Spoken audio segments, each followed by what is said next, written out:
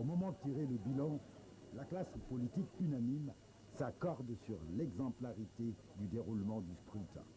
Djiboka, lui, fait une entrée en force au Parlement, avec 11 sièges pour son parti. En moins d'une année, l'URD s'est imposé comme la troisième force politique du pays derrière le Parti socialiste et le Parti démocratique sénégalais et s'offrira même le luxe d'avoir un groupe parlementaire avec l'aide de la LDNPT et du RND.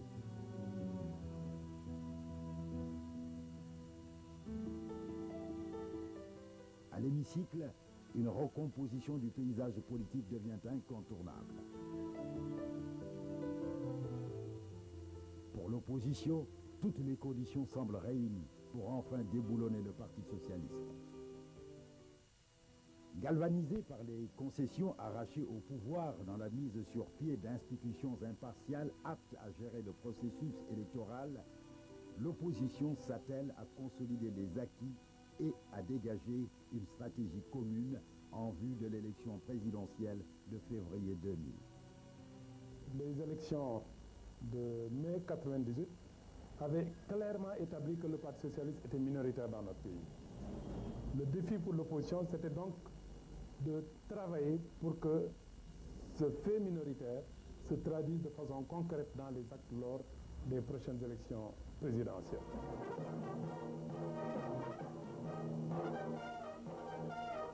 Convaincu de l'adhésion de la majorité des Sénégalais au changement, l'opposition adopte une nouvelle stratégie.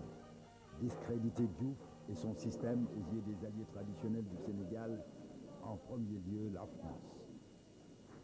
Octobre 1998, devant le Palais Bourbon, une foule de manifestants, avec à leur tête les ténors de l'opposition sénégalaise, dénoncent la cuisine parlementaire du Parti socialiste.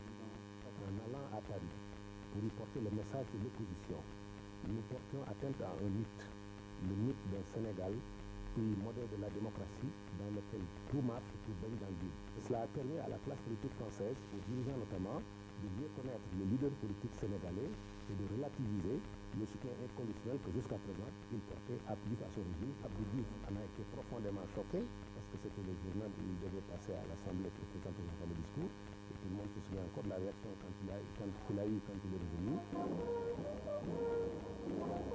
J'ai trouvé ça ridicule.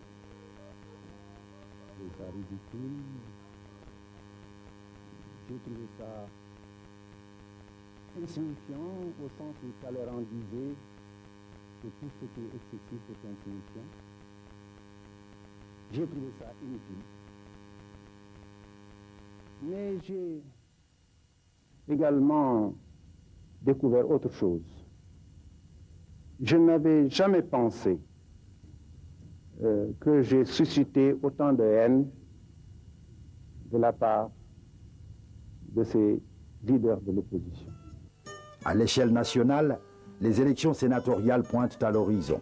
Décriées, elles auront tout de même lieu le 24 janvier 1999.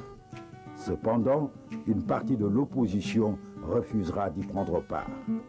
L'argent qui va être dépensé pour le Sénat aurait mieux servi à lutter contre la pauvreté, à améliorer la santé des Sénégalais, à améliorer le niveau d'éducation.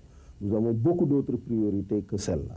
En second lieu, le Parti socialiste a procédé à des manipulations honteuses du code électoral pour s'accaparer de la totalité des sièges du Sénat de manière à satisfaire la demande de sa clientèle politique. Je pense que nous donnons à notre participation, c'est malgré tout d'être au Sénat pour être les yeux et les oreilles du peuple sénégalais. Dès le départ, notre opinion était que toute l'opposition puisse aller ensemble, non pas pour battre encore une fois le Parti socialiste, mais pour donner un message fort aux Sénégalais sur sa volonté d'aller ensemble en l'an 2000 pour réaliser l'alternance.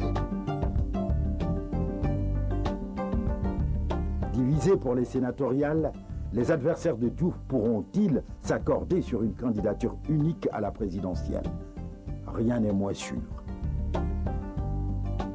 Dès le 20 février, Djiboka affirme qu'il accepterait de se présenter à l'élection si son parti le lui demandait. Iba Der Thiam se voit proposer d'être candidat par son parti, tandis que Cheikh Abdoulaye